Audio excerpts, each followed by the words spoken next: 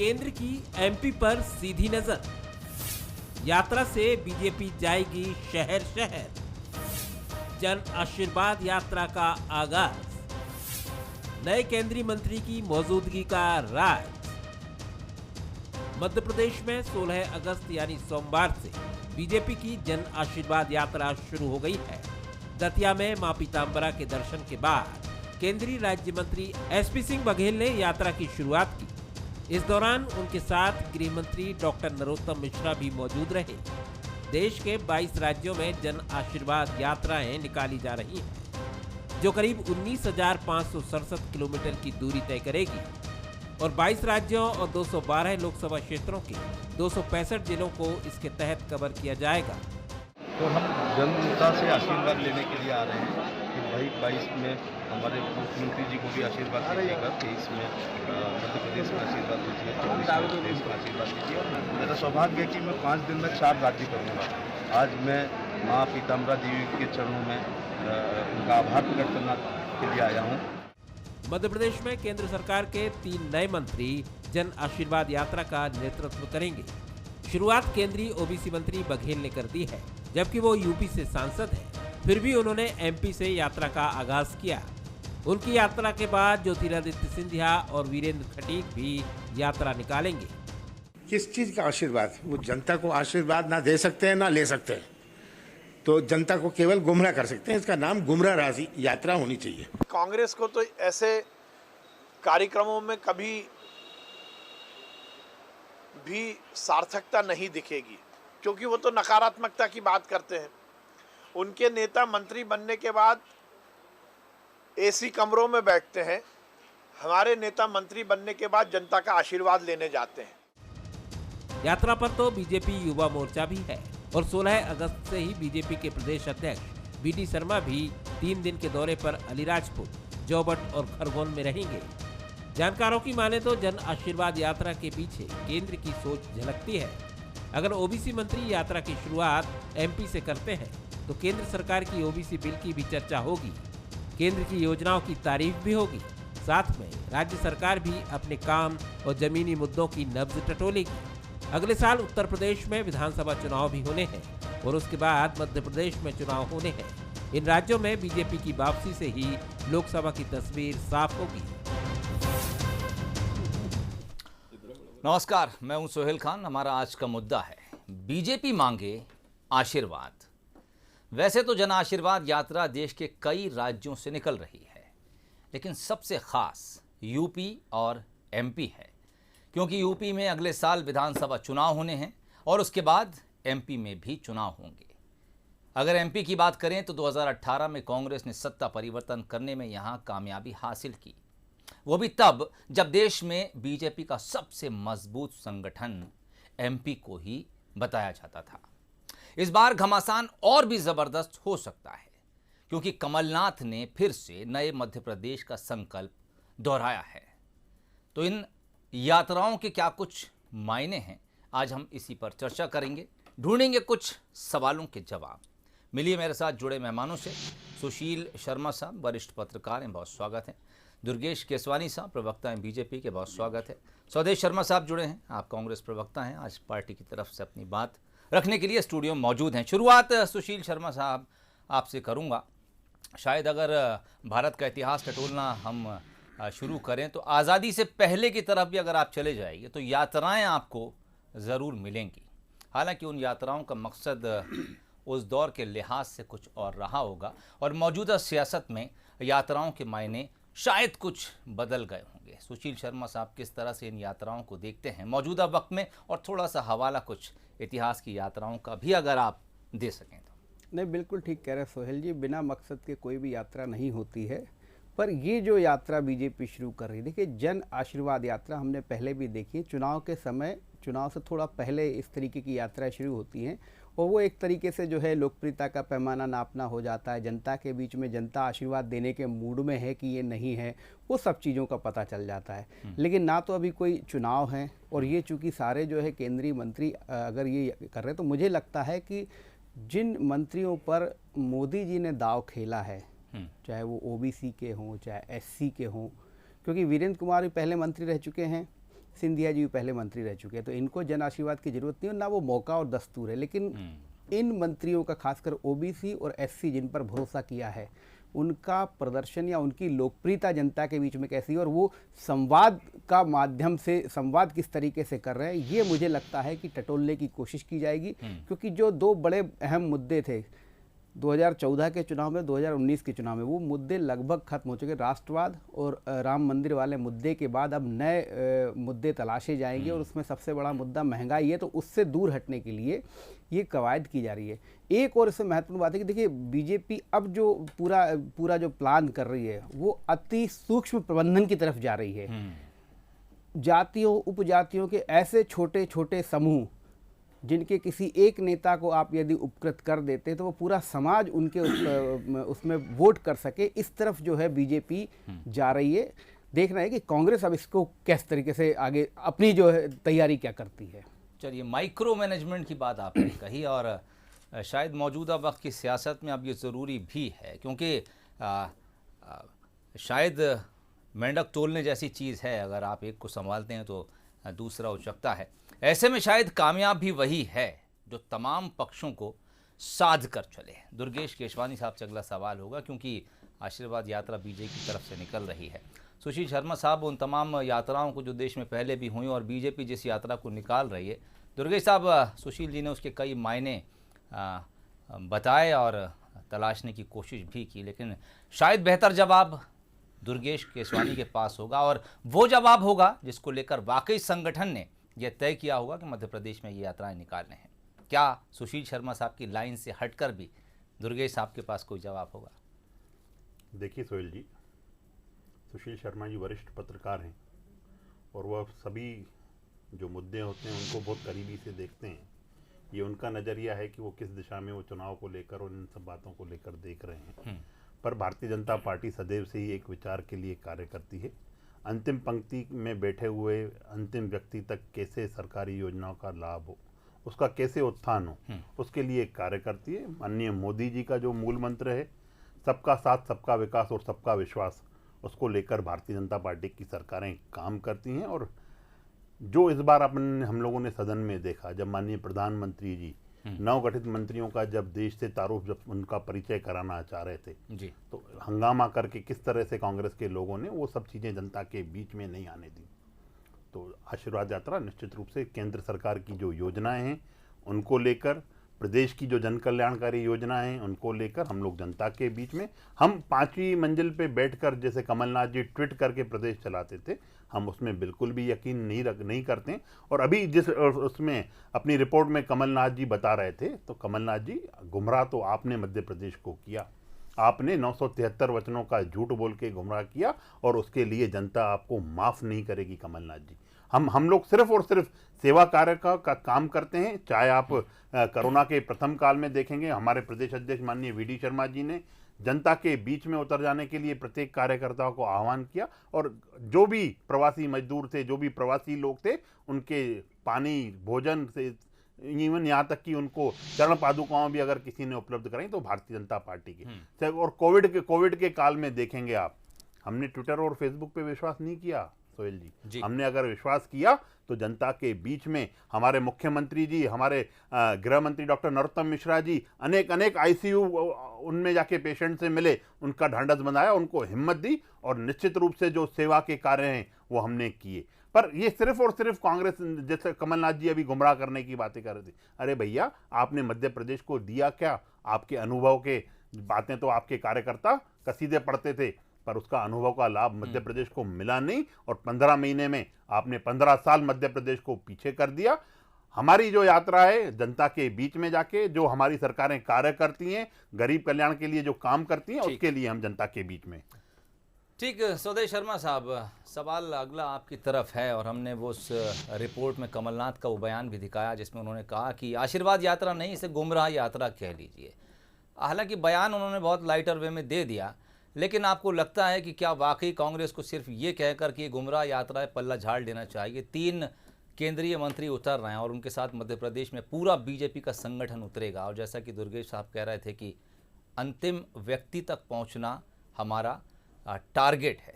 ऐसे में ये अलार्मिंग सिचुएशन हो सकती है कांग्रेस के लिए भी।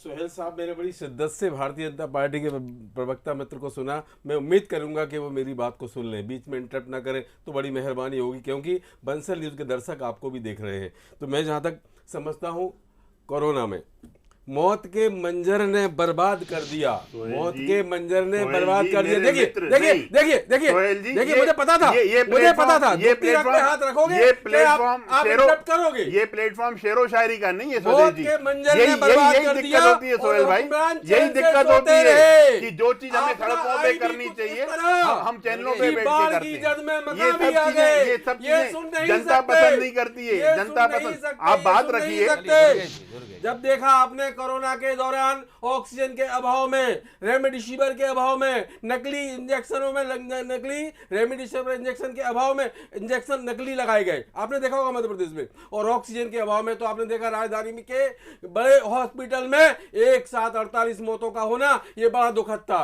माननीय मुख्यमंत्री महोदय, पूरी सरकार से मैंने निवेदन करूंगा, क्या आप उन मरे हुए लोगों से आशीर्वाद लेने निकले जन यात्रा निकाल के? कैसी बातें कर रहे हैं?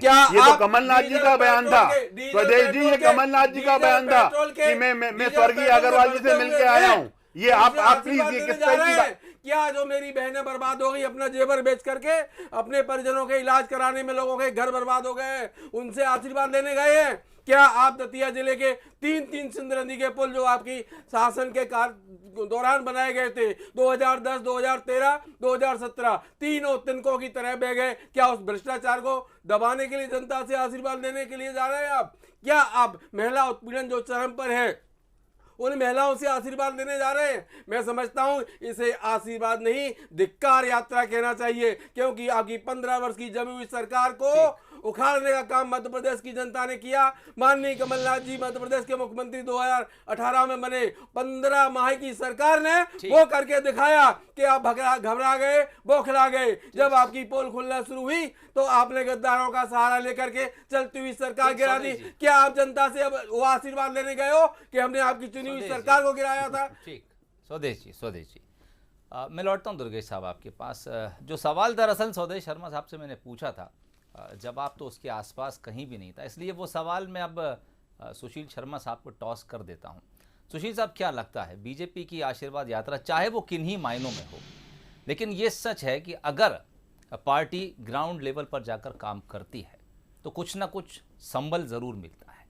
ऐसे में 3 केंद्रीय मंत्रियों के साथ, और ये शुरुआत भी हो सकती है, आने वाले समय में हो सकता है कि बीजेपी इसको और भी धार दे। क्या ये कांग्रेस के लिए अलार्मिंग सिचुएशन नहीं है कि 23 भले ही यहां से बैठ के बहुत दूर दिखता हो, लेकिन तैयारियों के लिहाज से 23 बहुत दूर नहीं है? नहीं, बिल्कुल ठीक कह रहे हैं। दूसरी बात यह है कि ये यात्रा केवल मध्य प्रदेश नहीं, 200 से ज़्यादा लोकसभा क्षेत्रों में निकलने वाली है। तो ये कहीं ना कहीं बीजेपी, देखिए बीजेपी यात्राओं के दम पर ही 2 से आज यहाँ पर पहुँची है। चाहे वो आडवाणी जी की यात्रा ले लीजिए आप, मुरली मनोहर जोशी जी ने यात्रा निकाली थी, और मुख्यमंत्री शिवराज सिंह चौहान निकालते रहे यात्रा, इवन जो है रमन सिंह यात्रा निकालते। तो यात्राओं से तो बीजेपी का पुराना नाता रहा है, बल्कि यात्राओं के दम पर ही जो है वो यहाँ तक पहुँचे हैं। तो उसी यात्रा के तहत, लेकिन ये जन आशीर्वाद यात्रा जो मूल रूप से मुझे लगता है जनता की नब्ज टटोलने के लिए, और जो मोदी सरकार ने जो काम किया है उसको जनता के बीच में पहुँचाने के लिए इस यात्रा को निकाला जाए। एक तरीके से फीडबैक लेने का सरकार प्रयास कर रही है, क्योंकि 2 बड़े मुद्दे खत्म हो चुके हैं। राष्ट्रवाद वाला खत्म हो चुका है, राम मंदिर का। तो अब जनता के बीच में आप क्या लेके जाएंगे विकास के अलावा? मैंने, और दूसरी बात यह है कि ये एक, देखिए एससी से आते हैं बघेल, और एससी के ही जो है ये हैं वीरेंद्र कुमार, और अब इनका हालांकि विवाद चल रहा है, बघेल साहब का सुप्रीम कोर्ट में मामला है वो एससी और ओबीसी को लेकर। तो 2 बड़े, और दोनों ही पिछड़ी जाती है। देखिए चाहे ओबीसी हो चाहे एससी, इसमें भी अति पिछड़े हैं जिनके पास अभी तक नहीं पहुंचा विकास। तो ऐसे समाजों को मोदी अपने कैबिनेट में लेकर वो कोशिश कर रहे हैं कि इनका जो कहीं ना कहीं वोट जो है बीजेपी को हासिल हो, क्योंकि आने वाले 3 साल बाद जो चुनाव होंगे उसमें क्या परिस्थितियां बननी है उसकी एक पिक्चर अभी से दिखाई दे। कांग्रेस को इसका काउंटर कैसे करना चाहिए? क्या सिर्फ बयान देकर आप इतिश्री कर लेंगे, या फिर आपको लगता है कि नहीं, फिर अंतिम व्यक्ति तक तो हमें भी पहुंचना जरूरी है? नहीं, देखिए कांग्रेस का तो मुझे बहुत हैरानी होती है कि कांग्रेस को इतना अच्छा जनता ने 2018 में, देखिए सीटें कम आना मुझे लगता है बहुत ज़्यादा आपके लिए, लेकिन जिस तरीके का वोट 32 से 35 लाख वोट कांग्रेस का प्लस हुआ था और बीजेपी का 2013 में जितना वोट था उससे मुश्किल से 45,000 वोट ही उसका बढ़ा था। तो ये बहुत बड़ी उपलब्धि थी कांग्रेस की, लेकिन वो जनता ने भी कांग्रेस को पसंद किया था। पर अब देखिए, आप कांग्रेस के प्रदर्शन देख लिए ना, कमलनाथ जी ने जो अब प्रदर्शन किया था कितने लोग उसमें थे। ये यूथ कांग्रेस का प्रदर्शन देख लीजिए, विक्रांत भूरिया के नेतृत्व में हुआ। जिस विक्रांत भूरिया को 40,000 वोट मिले थे, उसके प्रदर्शन में 4,000 कार्यकर्ता भी थे। ये कौन मॉनिटरिंग करेगा जब तक ये कसावट नहीं आएगी? और बीजेपी में वो कसावट है। बीजेपी हर कार्यकर्ता को जो टास्क देती, नेता को टास्क देती है, यदि वो टास्क पूरा नहीं होता है तो फिर एक्शन भी लेती है। ठीक है, यहाँ पर कांग्रेस के भीतर आप बहुत कुछ सुधार की गुंजाइश देखते हैं। दुर्गेश केशवानी साहब, बात तो हम यात्राओं की कर रहे हैं, लेकिन स्वदेश शर्मा साहब ने कई ऐसे सवाल भी पूछे हैं जो यकीनन आने वाले चुनाव में चुनावी सवाल भी बनेंगे, और हो सकता है कि पार्टी उनको लेकर भी चिंतन कर चुकी हो, जवाब तैयार कर लिए हो। लेकिन अगर दुर्गेश साहब उन तमाम कुछ सवालों पर रोशनी डालना चाहें, जैसे इन्होंने कोरोना का जिक्र किया, महंगाई का जिक्र किया, बेरोजगारी का जिक्र किया, किस तरह से सरकार विपक्ष के उन तमाम सवालों के जवाब चुनाव के दौरान रखेगी? देखिए सोहेल जी, विपक्ष के अभी हमारे जो साथी यहाँ पे बैठ के बातें कर रहे थे, आपने उनसे सवाल क्या किया, और उन्होंने एक अपना एक टेप एक जो हमेशा आप देखेंगे कि जब जब बात करो तब तब वही बातें ये करते हैं। अरे कोरोना में तो आपको प्रश्न करने का बिल्कुल कहीं से कहीं कोई औचित्य नहीं बनता है कांग्रेस। कैसी बातें करते? अरे कैसी क्या, कहाँ थे आप कोरोना काल में? 2 लाख, अरे आप कहाँ थे कोरोना काल में? कोरोना काल में थे कहाँ? ये डिबेट खराब कर रहे हैं, ये डिबेट खराब करने की बातें कर रहे हैं। आपने मुझे बोला आपने क्या किया? आप तो ये आपने कोई कार्य किया क्या? जनता की सेवा का कोई कार्य किया क्या? सिर्फ झूठ करो। नकुलनाथ जी ने सबसे पहले ऑक्सीजन उपलब्ध कराने का काम किया। माननीय दिग्विजय सिंह ने स्वदेश आप पूरी बात सुननी नहीं चाहते? देखिए, सवाल दरअसल दुर्गेश जी से था, इनका जवाब पूरा हो जाने दीजिए, मेरे पास वक्त है, मैं आपके पास जरूर लौटूंगा। दुर्गेश जी, देखिए, मुझे लगता है कि ये कांग्रेस का एक कल्चर सा बन गया है कि अगर हम डिबेट कर रहे हैं जोर जोर से चिल्ला के, ये विषय मेरे मित्र, ये यहाँ पे चिल्ला के बात करने वाला विषय नहीं है। हम स्टूडियो में बैठे हैं, आप गंभीरता पूर्वक जवाब दीजिए ना। आप उतावले बने जा रहे हैं उस चीज के लिए। मेरा आग्रह है निश्चित रूप से, अब नहीं बोलिए मुद्दे पे। तो मुझे जो जिस तरह से ये कोरोना को लेकर बात कर रहे हैं, कोई एक फोटो तो जारी कर देते इनके प्रदेश अध्यक्ष जी से लेकर राष्ट्रीय अध्यक्ष तक, जिन्होंने जनता के हितों की बात की हो। कोरोना काल में कहीं थे? माननीय नरोत्तम मिश्रा जी ने आग्रह किया था कि कमलनाथ जी आप आइए, हम आपको लेके चलते हैं। और आप जो ये सिर्फ आरोप लगाकर राजनीति करते हैं, तो प्रदेश की जनता ने वो आरोप भी देखे थे शर्मा जी, जब आप बिजली नहीं दे पा रहे थे तो आपने बेकसूर चमगादड़ों पर आरोप लगा दिया था। इसीलिए आपने दिया था। ये उतावलापन है, ये उतावलापन है। आप पूरी बात आ दीजिए, पूरी बात आ जान दीजिए।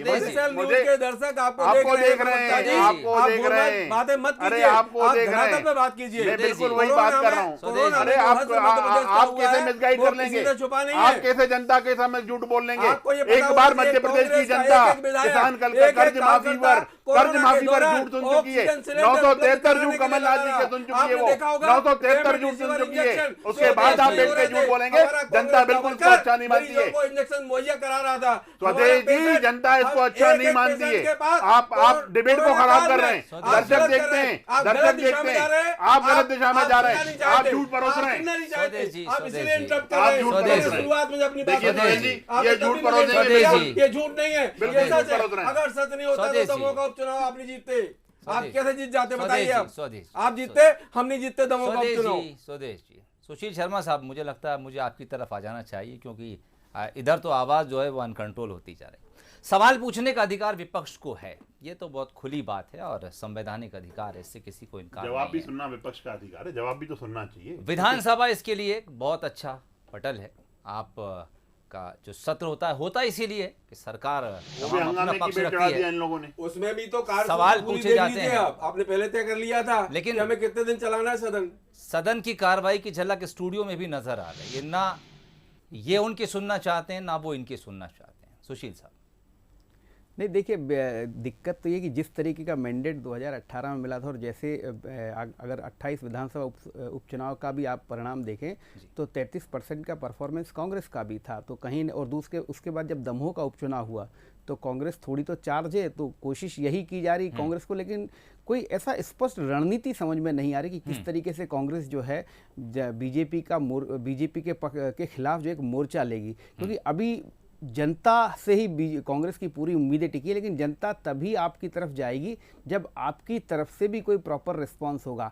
आप देखिए इतने बड़े बड़े मुद्दे मध्य प्रदेश में निकल गए, कहीं कोई एक बड़ा प्रदर्शन या बड़ी आवाज़ जनता की बन के आप नहीं आ पाए। सिर्फ और सिर्फ सोशल मीडिया पर कांग्रेस बहुत एक्टिव है, और वो इतनी एक्टिव है कि बीजेपी अब सोशल मीडिया पे में कांग्रेस से पीछे हो गई है। तो उससे सोशल मीडिया से आप पर्टिकुलर एक वर्ग को आप जो है प्रभावित कर सकते हैं, लेकिन समूचे मध्य प्रदेश की अगर आप जनता के बीच जाना चाहते हैं तो आपको जो है जिस तरीके से दिग्विजय सिंह जी ने रणनीतिक तरीके से, हालांकि उनकी वो व्यक्तिगत धार्मिक यात्रा थी नर्मदा यात्रा, लेकिन उसका अपेक्षित परिणाम कांग्रेस को मिला था। तो ऐसा ही कांग्रेस में कमलनाथ अगर कैंपेन पूरा मोर्चा लेना है तो कमलनाथ जी को जमीन पर उतरना पड़ेगा, हर जगह जाना पड़ेगा, क्योंकि जनता को आप तभी अपने विश्वास में ले सकते हैं। आप सिर्फ और सिर्फ बातों से, बयानों से नहीं कर सकते। दूसरा जो विधानसभा की बात है, देखिए विधानसभा का पहला दिन बहुत अच्छा भी कांग्रेस का परफॉर्मेंस था।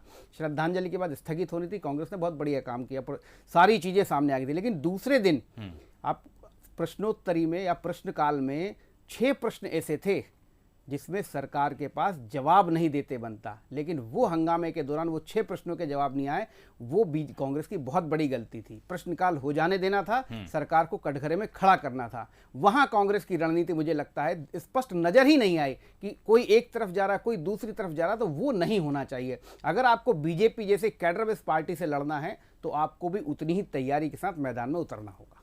और शायद सत्र से पहले जब विधायक दल की बैठक होती है तो वो रणनीति तय करने के लिए ही होती है। कल क्या कुछ सदन के भीतर होगा, सदन के अंदर होगा, कौन बोलेगा, कौन खामोश रहेगा, सरकार की तरफ से क्या जवाब आता है, किस पर हंगामा करना है, किस बात की काट करना है, किसकी नहीं करना है, किसका समर्थन करना है, शायद यही तमाम बातें होती होंगी जिसको हम सियासी रणनीति भी कहते हैं। लेकिन जब सदन के भीतर सारी आवाज़ें एक साथ उठती हैं तो फिर मुद्दे कहीं गौड़ हो जाते हैं, और इसका अर्थ एक आम शख्स यही निकाल सकता है कि पार्टी के भीतर कोई ऐसी धार रणनीति को लेकर नहीं है, सियासी रणनीति को लेकर नहीं है, जिसकी मर्जी वो ज़ोर से आवाज़ निकालता है, जो आवाज़ें मिलकर शोर बनती हैं और फिर सदन का सत्र महज चंद घंटों के भीतर सिमट जाता है। विपक्ष सवाल पूछने का एक अच्छा मौका, जैसा कि सुशील साहब भी कह रहे थे, खो देती है। सवाल आने चाहिए, तभी ये तय होगा कि सरकार के पास उन सवालों के जवाब हैं या नहीं हैं। सरकार जवाब देती है, उस जवाब पर भी विपक्ष सरकार को घेर सकता है, लेकिन ज़रूरी है कि पहले सवाल उठाए जाएं, और यही सियासी धार कहलाती है जब आप शब्दों के ज़रिए, सवालों के ज़रिए सत्ता को घेर सकें। लेकिन शोर शराबे से शायद किसी का भला नहीं हुआ। आप तीनों मेहमानों का बहुत शुक्रिया आज के मुद्दे में शामिल होने के लिए, हमारे साथ इस चर्चा में जुड़ने के लिए।